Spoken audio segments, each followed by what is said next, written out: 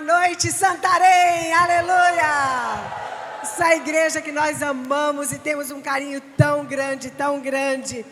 Para nós sempre é uma honra nós estarmos aqui em Santarém, onde Deus começou a fazer uma obra tão grande, né? E daqui de Santarém tem sido espalhada para tantos lugares do mundo. E eu louvo a Deus, porque nós nos alegramos por tudo que Ele tem feito, mas nós olhamos com muita expectativa tudo que Ele ainda vai fazer em nós e através de nós. Amém? Aleluia! Glória a Deus! Sei que hoje à noite vocês vão receber muitas palavras abençoadas. O Eibe vai estar ministrando, o pastor Paulo Mazzoni vai estar ministrando. E eu creio que Deus vai falar aos nossos corações. Eu vou falar bem rapidinho de 2 livros que eu gosto muito. Eu sei que esse título parece um pouco polêmico, mas tem sido um livro usado por Deus. Eu amo demais essa autora e hoje em dia eu creio que nós realmente temos que aprender bastante sobre esse assunto para que nós, como líderes, possamos estar equipados. E essa é a Jack Hill, ela tem esse livro Garota Gay, Bom Deus. O testemunho dela é fantástico, o que Deus fez através da vida dela e nela. E hoje, como ela tem sido usada por Deus para ajudar tantas pessoas a vencer tantas áreas na sua vida e especialmente essa área. E eu queria realmente encorajar todos os líderes, nós temos que realmente ler e nos aprofundarmos nisso, é maravilhoso. Eu gosto muito, muito das pregações dela e da fala dela. E esse aqui, que eu também amo demais, Filhos Poderosos na Terra, já é um livro que faz tempo que a gente avisa sobre eles, porque é um livro que nós usamos com os nossos filhos quando eles eram pequenos. Hoje já estão homens, né? Já não estão mais em casa, mas servem ao Senhor e isso nos traz muita alegria. E eu lembro que nós estávamos começando a discipular o Luciano e a Kelly Subirá. O Israel era pequenininho, o Luciano não tinha ainda nada, que eu me lembro pelo menos, sobre filhos, sobre família. E eu dei esse livro para Kelly. Ela amou, usou com a Alice e o Israel. E eu não sabia que eu estava investindo no meu genro. Oh, glória! Aleluia! Amém! Aleluia! Glória a Deus!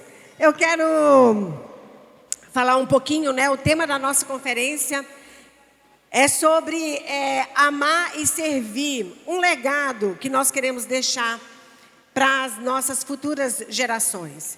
E se tem algo que eu tenho visto nas nossas igrejas, para a honra e glória de Jesus, é esse legado presente na vida dos nossos líderes, né? Na vida do meu sogro e a minha sogra, que tiveram esse chamado para vir como missionários aqui no Brasil. E realmente, através da vida deles, nós percebemos esse legado de amar e servir as pessoas. E é interessante que amar e servir as pessoas, nós temos que fazer algumas escolhas. Nós temos que ser intencionais, né? É algo que a gente tem que realmente ser intencional em amar e servir as pessoas. Por que nós temos que ser intencionais? Porque naturalmente, nós seres humanos não queremos servir. Naturalmente nós gostamos, e quem não gosta, né? Eu seria muito hipócrita se eu estivesse falando, não, a gente só gosta de servir. Nós gostamos que as pessoas nos sirvam, não é verdade? Mas Jesus vem de uma maneira quebrando os paradigmas, e Ele fala muito sobre isso, sobre amar e servir as pessoas. Ele demonstrou através da vida dele esse amor e serviço. E hoje nós vemos que servir não é uma coisa muito popular, né? As pessoas, em geral, querem ser servidas. Esses dias nós estávamos numa caravana que nós levamos para várias pessoas para nós visitarmos algumas igrejas grandes nos Estados Unidos e aprender com eles em muitas áreas. E uma das coisas que nos impactou foi tão interessante. era que nós víamos os pastores e os líderes, por isso que nós estávamos nessa igreja realmente, porque elas estavam sendo um exemplo para nós, mas os pastores e os líderes com aquele coração de servir. E foi muito interessante que na nossa equipe foi uma das coisas que as pessoas falavam. Nossa, você viu? Aí alguém até chegou para nós e falou assim, eu derramei água. E a moça lá, que é uma das líderes, né? Que é lá do ministério, tal. Ela veio para ajudar, para limpar. E era interessante que aquilo estava nos impactando tanto. Mas nós, como filhos de Deus, né? Temos Jesus como exemplo, e isso realmente teria que ser algo natural nas nossas vidas. Nós servimos, mas olha como muitas vezes nós temos uma outra visão. Aquilo até nos impacta quando alguém, né, a gente vê que alguém que está numa posição, numa liderança maior, está servindo. E Jesus foi muito enfático com isso, né? Jesus demonstrou através da vida dele que o Filho do Homem veio para servir, para amar. E se nós somos cristãos, esse tem que ser um dos objetivos da nossa vida. É fácil? Não é fácil. Por isso que nós temos que ser intencionais em nós servirmos. E como eu falei, hoje em dia não é tão popular servir, porque tudo está voltado pensando em nós, né? É tudo para você, é tudo feito para você, você merece, né? Sempre assim, é para a sua alegria. E nós temos que lembrar que o Evangelho de Cristo é Cristo em nós, a esperança da glória. Jesus tem que estar aparecendo em nós, né? Servir a Deus é simplesmente, eu coloquei, é simplesmente viver uma vida dirigida por Ele. E nós temos que realmente sermos intencionais em servir. Quantos de nós queremos fazer grandes coisas para Deus? Quantas pessoas vêm e nós mesmos, nossa, eu quero ser grandemente usada por Deus, eu quero fazer grandes coisas para Deus, eu quero, né, que Deus me use. E muitas vezes nós temos que parar e analisar o nosso coração. E eu falo isso não somente o coração de vocês, mas o meu coração. Qual é a intenção que a gente quer fazer algo realmente para Deus? É porque nós queremos ganhar likes? É porque nós queremos ser famosos? É porque nós queremos ter mais seguidores? É porque nós queremos ser mais conhecidos? Ou porque a gente quer fazer grandes coisas realmente para Deus? Servir a Deus é simplesmente viver uma vida dirigida por Ele, né? E servindo as pessoas. E aí, a Bíblia fala muito sobre servindo o próximo. Nós queremos fazer algo grande para Deus? Nós temos que começar servindo o próximo. E eu quero parabenizar a vida de tantos de vocês. Muitas igrejas que a gente vai, a gente pensa assim, nossa, tem tantos voluntários. Mas quando a gente pensa na nossa igreja, olha o tanto de voluntários. Quantos aqui são líderes de life? De célula? Olha só. O que os líderes de células fazem? Servir, né? Servir. Então, nós realmente temos que usar a nossa vida para servir. Servir o nosso próximo. Agora, quando nós falamos servir o próximo, quem é o nosso próximo? Às vezes, nós pensamos que o nosso próximo é o vizinho, né? É alguém do trabalho que a gente quer ganhar ele para Jesus. Isso é verdade, ele é o nosso próximo mesmo. Mas às vezes tem um próximo que está tão próximo que muitas vezes nós não estamos servindo. Mas quem é esse próximo que está tão próximo que muitas vezes eu não estou servindo? É a sua esposa, é o seu marido, são os seus filhos, né?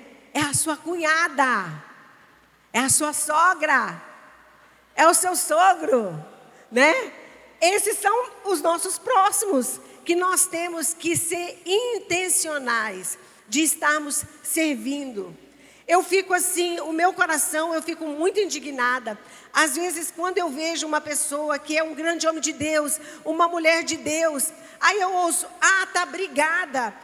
aquele pregador está brigado com aquela pregadora, a irmã deles, estão brigados. Eu penso, o que é isso? Como pode, né? Como pode eu ser uma pessoa que leva o evangelho e eu estou brigada com a minha irmã, com o meu parente, com a minha avó, com a minha tia? Isso não representa Jesus. Ele falou para nós servirmos o nosso próximo. E o próximo muitas vezes está mais próximo do que a gente espera. Servir. Esses dias, né, eu estava até comentando, o Eibe, ele gosta muito de frio. Eu já gosto mais do calor. E quando a gente às vezes está em algum lugar que tem ar-condicionado, um hotel, alguma coisa assim, eu lembro que a gente estava num hotel e o ar-condicionado era bem forte. Mas aí quando foi de manhã, ele amanheceu, ele falou assim, eu não dormi muito bem. Eu falei, por quê? Ele falou, porque o ar-condicionado não estava muito forte, porque ele sabe que eu gosto de calor, né? Assim, gosto de calor, não é aquele calor, mas eu não gosto muito de muito frio. Aí eu falei assim, mas amor, mas por que você não colocou o ar-condicionado forte? Para dar bastante frio. Ele falou, porque eu sei que você não gosta tanto de frio. E eu pensei, gente, né? Como eu tenho que aprender? Ali, ele estava demonstrando o que é servir o próximo. Ele passou a noite, não dormiu bem. Não estou dizendo que é para todo mundo fazer isso. Eu estou dando um exemplo, né? Assim, da gente sempre pensar no próximo. Né? Naquele próximo que muitas vezes está mais próximo do que a gente imagina. Eu me senti tão assim, eu falei, amor, não, mas pode colocar bem frio, porque eu me cubro. Né? Mas aquilo me tocou, por quê? Porque eu vi aquele coração de servir. Eu vi aquele coração de servir. E às vezes nós estamos pregando na nossa célula e tudo, mas muitas vezes nós não estamos demonstrando esse serviço em casa. Quantas vezes eu vejo homens que reclamam, nossa, eu chego em casa, não tem nada pronto para mim, não tem uma comida, não tem nada, eu vou lá cozinhar, né? Mas a minha esposa é uma mulher de Deus. Ixi, eu estou vendo alguns fazendo assim, ó. Né? A minha esposa é uma mulher de Deus. Então, se nós somos uma mulher de Deus, nós somos um homem de Deus, nós temos que lembrar que o nosso próximo está mais próximo do que a gente imagina. Então, tudo começa, o serviço começa na nossa casa.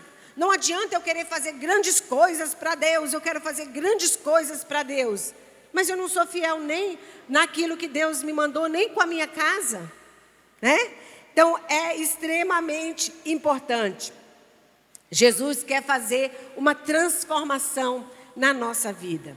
Que a gente possa realmente refletir Jesus através de uma generosidade.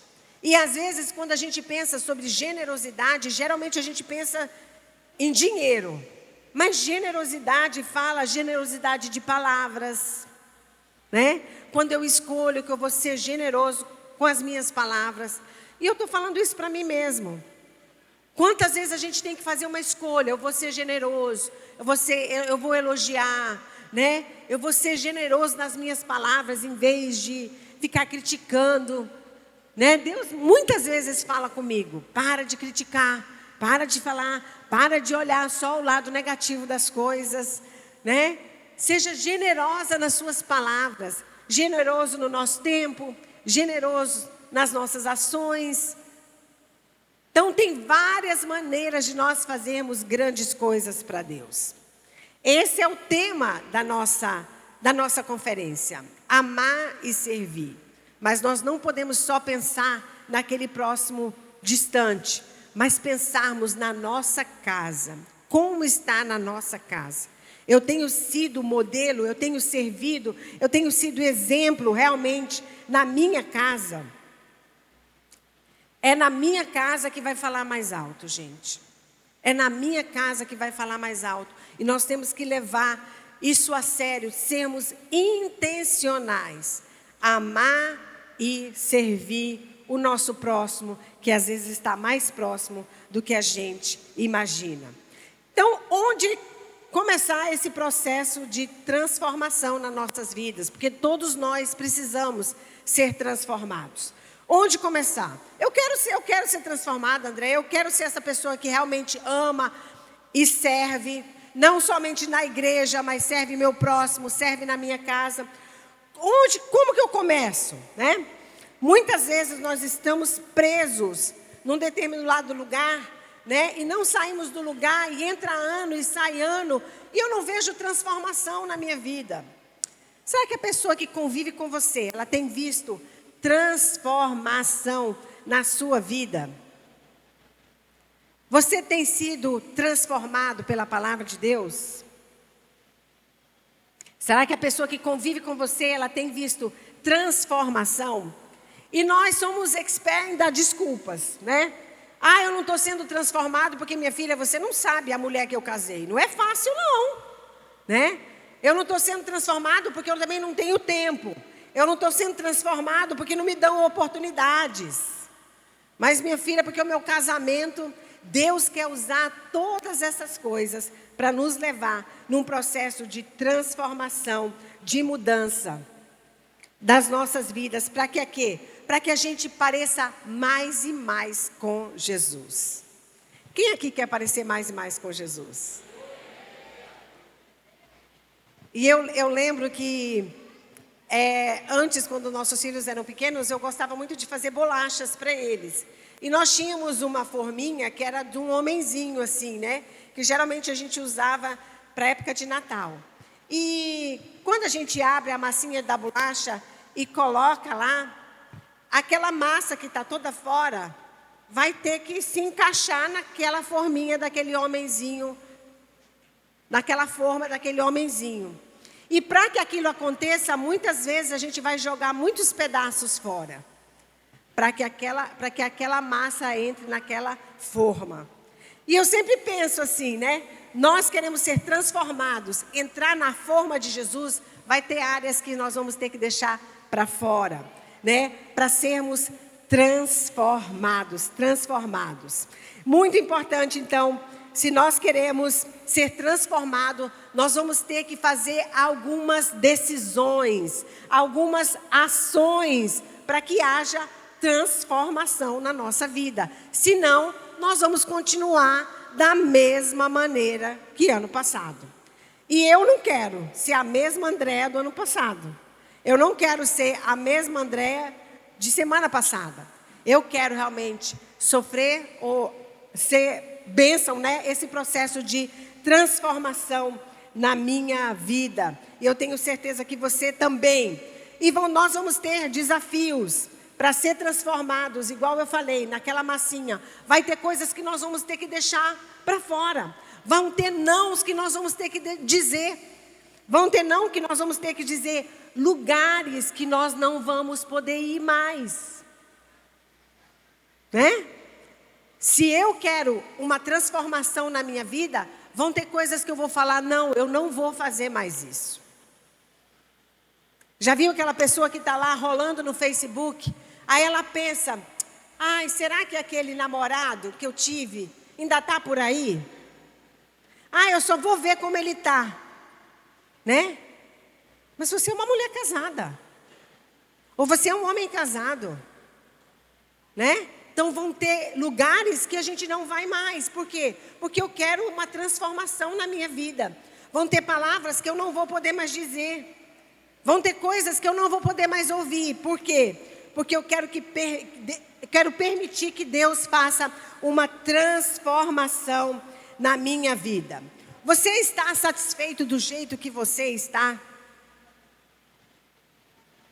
Vi várias cabeças assim, né? Você está satisfeito do jeito que você está? Ou você quer realmente ser transformado pela palavra de Deus? Se nós queremos ser transformados pela palavra de Deus, nós vamos ter que fazer algumas decisões. Eu não posso ser aquele tipo de pessoa. Você já viu aquele tipo de pessoa que você fala assim, ela não sabe fazer decisões. E nós precisamos fazer algumas decisões nas nossas vidas. Você já viu aquele tipo de pessoa que você fala assim, o que você vai comer? Não sei. Onde você quer ir? Aonde você quiser. O que a gente vai fazer? Não sei, decide. Do que você gosta? Qualquer coisa. Misericórdia, gente. Se tem uma coisa que eu tenho que aplicar muita fé, é quando eu estou diante de uma pessoa assim. Uma pessoa que não sabe fazer decisões. E para que Jesus transforme a nossa vida, nós temos que mudar e sermos pessoas que sabem fazer decisões. Decidir as coisas, né? Decidir as coisas. Olha o que a palavra de Deus fala.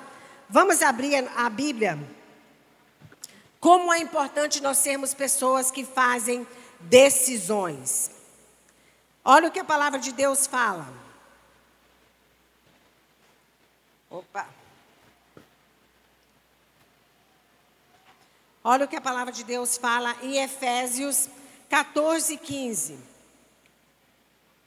O propósito é que não sejamos mais como crianças, levados de um lado para o outro, pelas ondas, nem jogados para cá e para lá, por todo vento de doutrina e pela astúcia e esperteza de homens que induzem ao erro.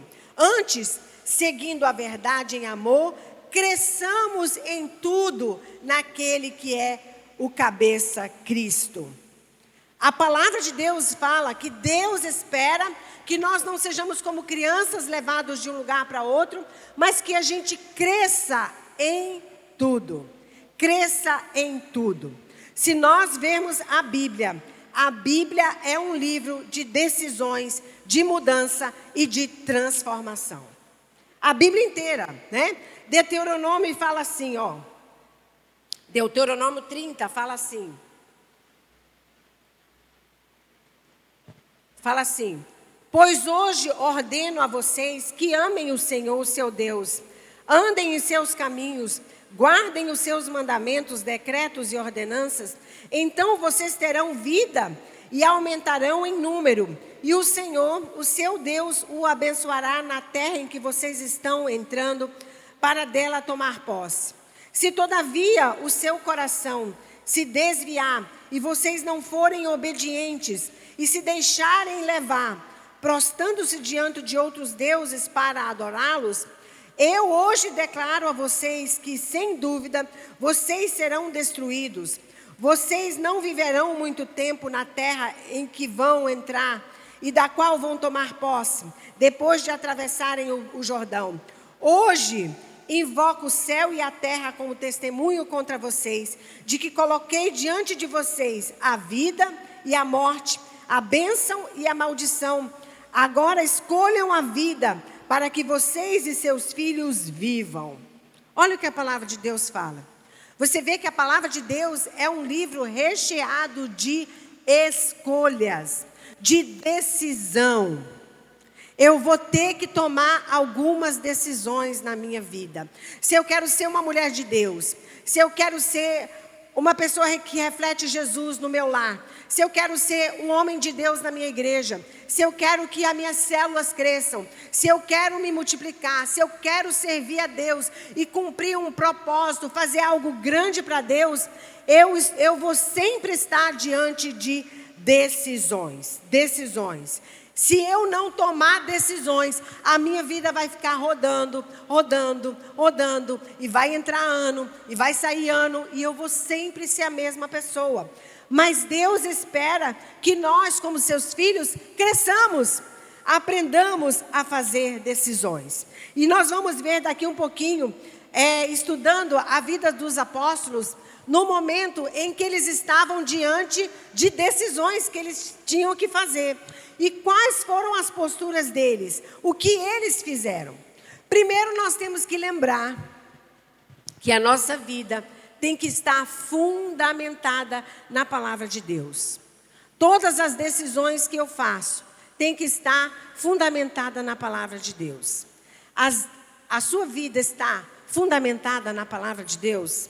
A palavra de Deus, que é o que norteia as suas decisões?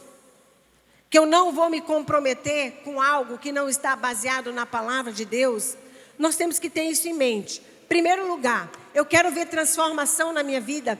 Eu quero ver Jesus me usar e eu fazer grandes coisas para o Senhor. Primeiro lugar, nós temos que ter como base a sua palavra. Mas, igual um prédio, quando a gente constrói, eu não sou construtora, né? Mas a gente sempre vê prédios sendo construídos. O alicerce do prédio vem primeiro e depois vem os pilares. Se nós queremos crescer, fazer grandes coisas para o Senhor, nós vamos ter que basear a nossa vida, né? O nosso alicerce tem que ser a palavra de Deus. E depois vem os pilares. O que são os pilares, né? Nessa passagem que nós vamos estar explorando mais, eu coloquei que os pilares e as estacas são decisões anteriores que nós devemos tomar. Se nós queremos crescer em Deus, nós temos que fazer algumas decisões de antemão, né? Verdades inegociáveis na nossa vida, que nós temos que fazer de antemão, determinar antes. Por quê? Porque as pressões vêm, o urgente vem. E se nós não tivermos esses pilares prontos na nossa vida, decisões que nós fizemos de antemão, muitas vezes nós temos a tendência de ceder. Então, se eu quero crescer, se eu quero fazer grandes coisas para Deus, vai ter alguns pilares, né, baseados na palavra de Deus, que vão me proteger de antemão para que as pressões, para que o urgente não me tire daquilo que Deus colocou no meu coração para fazer. Esses dias foi assim interessante. Há um tempo atrás o Abe estava num lugar onde estava um coach muito famoso. E é um coach que eu gosto muito dele.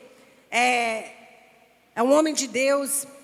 E foi muito interessante porque ele estava numa determinada igreja e aquela igreja tinha preparado, né? Essa igreja sempre tem uma janta bem grande, tarde, hora da noite e tudo. E aí o pastor falou para esse coach, né? Esse senhor, se ele não ia jantar. Eu achei interessante que o Abe me contou que ele falou, não. Eu tenho hora para dormir. Eu tenho a minha hora para dormir. E eu pensei, gente, esse homem, ele não é tão assim, é usado por Deus, né? Mas tão abençoado em tantas as áreas, né? Até quando ele fala e ele prega, mas ele trabalha mais nessa área de coach. Eu falei, ele não é dessa maneira por nada. Ele tem alguns pilares na vida dele, que são pilares que ele, por ser tão famoso, ele poderia jantar aqui, almoçar aqui, tal. E aí a vida vai, né? Igual a vida do Zeca Pagodinho, deixa a vida me levar, a vida leva eu. Mas ele não tem isso, né? Ele tem alguns pilares na vida dele e ele cumpre. E eu acompanho ele e a esposa. E eu sei que ele tem aquela vida, eu durmo tal hora, eu acordo tal hora, eu tiro meu devocional, eu faço meu exercício, eu leio tal livro, eu faço isso, eu faço aquilo, e aí eu vou trabalhar. E eu pensei, ele não é o que é por nada. Por quê? Porque ele fundamentou a vida dele e colocou alguns pilares. Se nós queremos fazer algumas coisas grandes para o Senhor, nós vamos começar, como eu falei, né? Com o nosso próximo, mas vai ter coisas que nós vamos precisar dizer não. Por quê? Porque aquilo muitas vezes vai nos tirar daquilo que Deus quer que a gente faça. Nós temos que ter alguns pilares. Olha aqui, nós vamos ver na vida dos apóstolos, em Atos 6, como eles tinham esses pilares na vida deles. Olha em Atos 6, o que acontece. Por quê? Porque o inesperado, porque a emergência vai acontecer nas nossas vidas. Mas nós temos que estar com a nossa vida alicerçada na palavra de Deus e alguns pilares na nossa vida. Olha o que fala em Atos 6. Fala assim: ora, naqueles dias, crescendo o número dos discípulos, houve uma murmuração dos gregos contra os hebreus, porque as suas viúvas eram desprezadas no ministério cotidiano. E os 11, convocando a multidão dos discípulos, disseram: não é razoável que nós deixemos a palavra de Deus e sirvamos as mesas. Escolhei, pois, irmãos, dentre vós, 7 homens de boa reputação, cheios do Espírito Santo e de sabedoria, aos quais constituímos sobre eles importante negócio. Mas nós perseveraremos na oração e no ministério da palavra. E no ministério da palavra. E este parecer contentou a toda a multidão.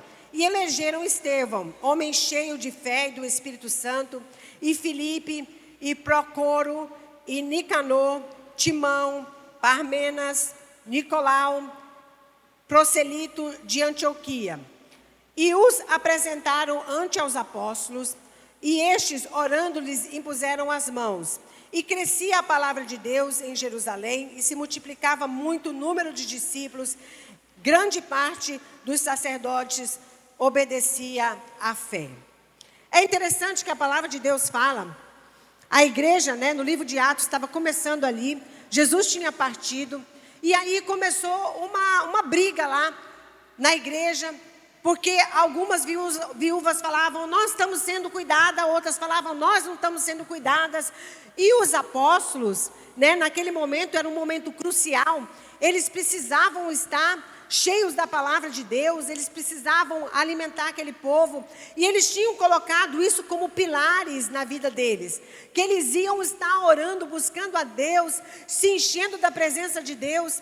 E como aconteceu essa emergência, essa urgência, eles tinham que ir lá, eles tinham aqueles pilares, mas eles tinham que fazer outras coisas que não estava dentro daquilo que Deus tinha falado para eles fazerem. E aí a gente vê algumas lições que a gente pode tirar desse momento tão crucial. Quantos de nós, estamos trabalhando para Jesus, mas tem pilares nas nossas vidas que de antemão nós temos que decidir, Pilares como aqueles que são casados e têm filhos. Um dos pilares que nós temos que ter é que nós não vamos negligenciar a nossa família. Eu não vou negligenciar o meu filho. Eu não vou negligenciar a minha esposa. São pilares que têm que estar estabelecidos na nossa vida. Por quê? Porque sempre vai aparecer o urgente, o inesperado, Mas são pilares que nós não podemos negligenciar. Eu lembro quando os nossos filhos eram pequenos. E o Abe viajava e tudo, mas quando ele chegava, ele tinha aquilo muito, ele era pastor, nós éramos pastor da igreja, e viajando, e pregando, e às vezes, agora em Santarém está uma maravilha, mas para chegar em Santarém, demorava às vezes um dia inteiro, você ficava em Belém ou em Manaus, até vinha um voo para Santarém. Então muitas vezes as horas eram muito grandes para chegar até aqui, voltar para casa. Ou lá em Fortaleza, Eu lembro especificamente lá em Fortaleza, os nossos filhos eram pequenos, mas ele tinha colocado isso como pilar na vida dele, que ele não ia negligenciar a mim nem as crianças. E aí eu lembro que um dia ele chegou tão cansado. E aí as crianças queriam ir para o shopping, porque tinha um lugar para brincar lá. E aí ele foi. Então, nós fomos, quando chegou lá, as crianças entraram lá naquele parquinho, ele ficou sentado, eu falei, amor, eu vou ver uma coisa ali, tal. Ele falou, tá bom. Só que ele estava tão cansado, As crianças estavam brincando, e ele tinha determinado isso como um pilar na vida dele, Que ele não ia negligenciar a esposa nem os filhos. E eu fui ver alguma coisa, então eu estou descendo na escada rolante, bem na minha frente, assim, tinha um casal, tinha outro, tinha um casal da igreja. Aí eu vi quando a esposa virou e falou assim, é o pastor Abe ali. Aí o marido falou assim, não é o pastor Abe. E eu atrás, escutando. Aí, sim, é o pastor Abe. Aí o homem falava, não é, imagina que o pastor Abe vai estar desse jeito. Quando eu olhei, o Abe tinha aqueles banquinhos, o Abe tinha deitado lá e estava assim, no shopping. Dormindo. Aí eu bati neles assim, eu falei assim, é o pastor Abe. Aí, é o pastor Abe? Eu falei, é. né? Mas o que era aquilo? Ele estava tão cansado, mas ele tinha aquele compromisso, né? Eu não vou negociar. Isso são pilares que a gente não pode negociar. E nós temos que decidir fazer essas decisões desses pilares na nossa vida. Por quê? Porque nós vamos construir o que nós estamos fazendo para Deus, construir o nosso trabalho, construir a nossa vida em cima do nosso alicerce, que é a palavra de Deus, mas de pilares, né? Coisas que nós decidimos antes de acontecer a emergência urgente. E um dos pilares era esse.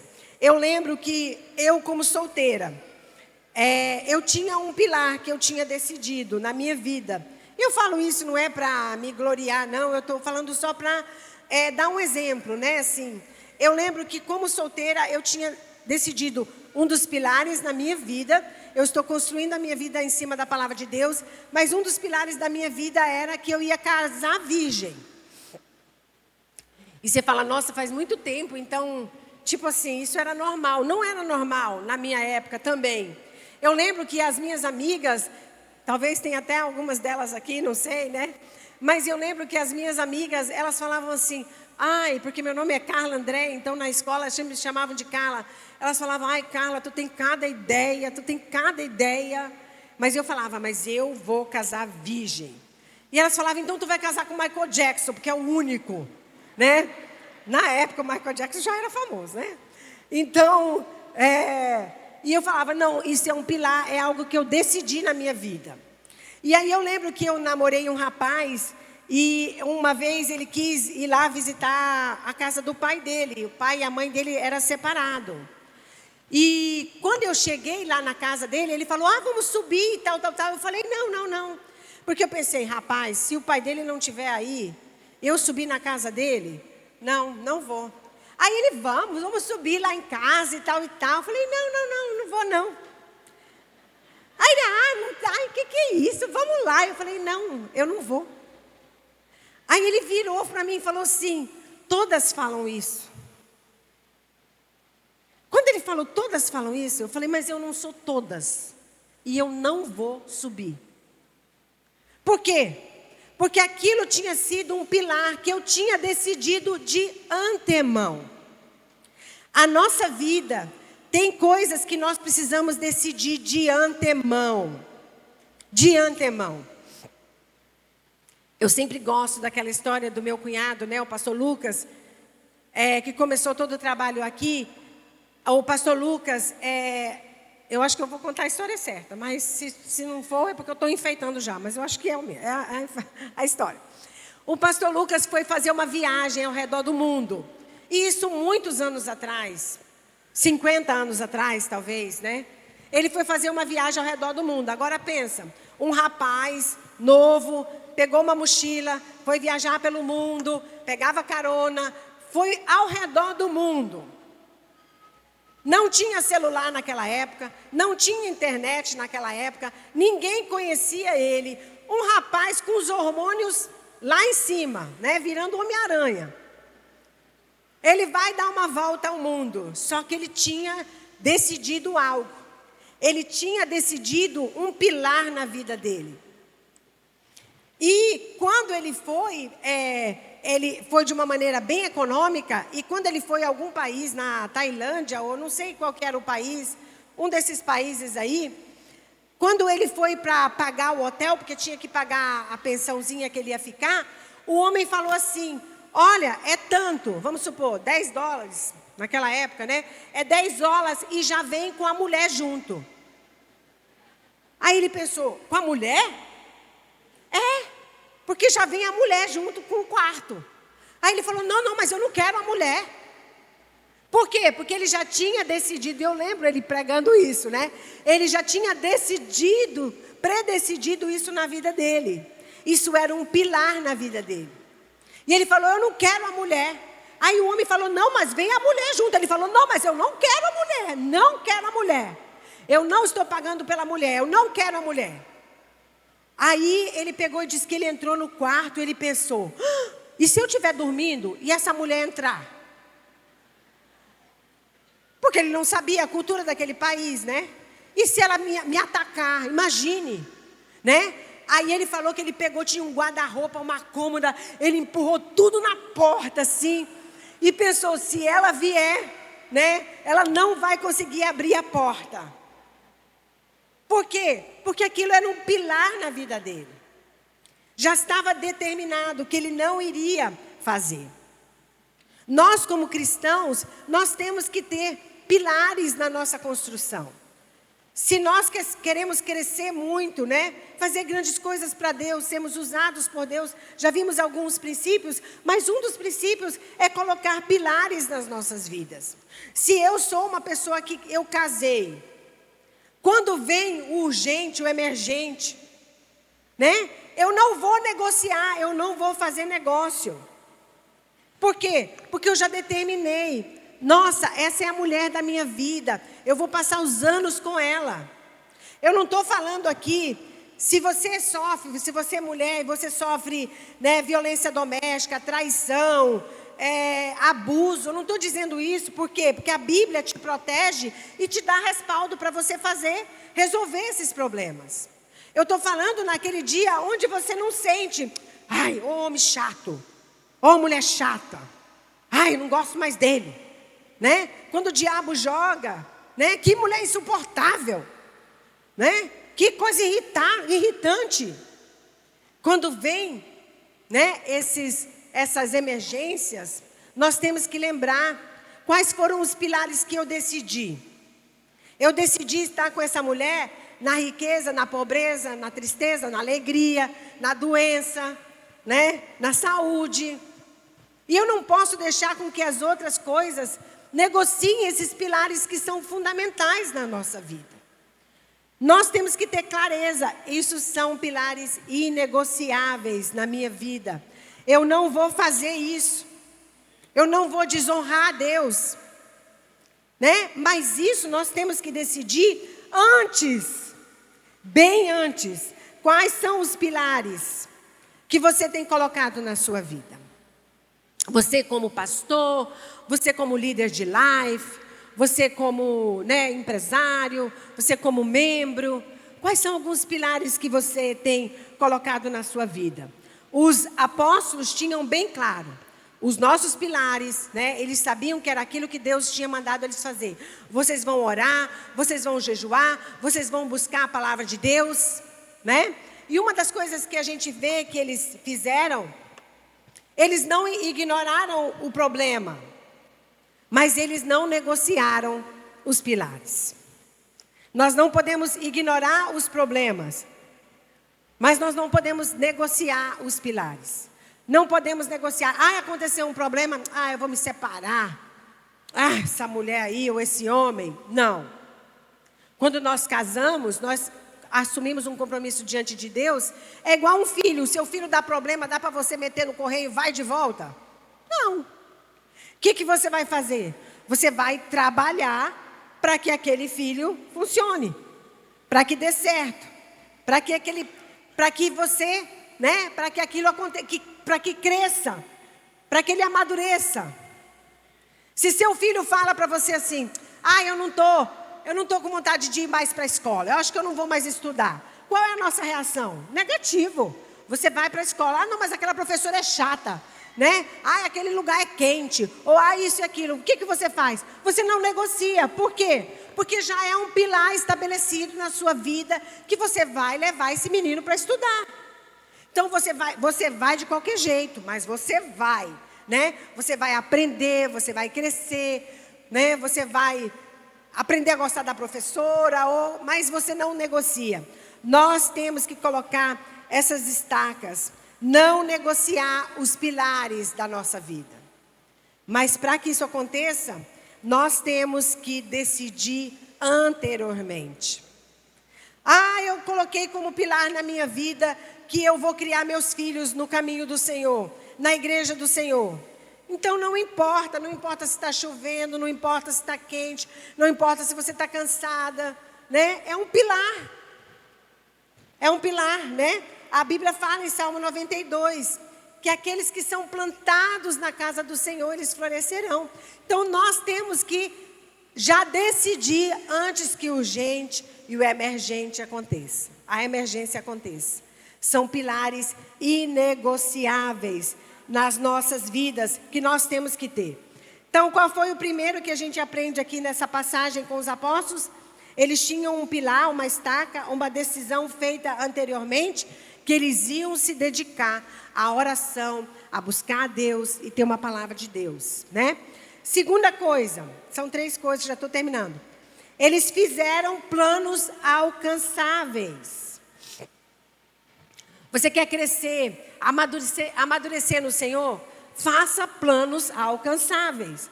Quantos de nós fazemos planos, aí a gente não consegue alcançar, né? Aí a gente se desestimula. Eu acho que isso não funciona mais, né? Eu queria ser um pastor e tal. Eu achei que a minha igreja ia ter 1000 pessoas no final do ano. Mas quantas pessoas tem agora? Tem 100. Nossa, você ter 1000, né? Nós temos que fazer alvos alcançáveis.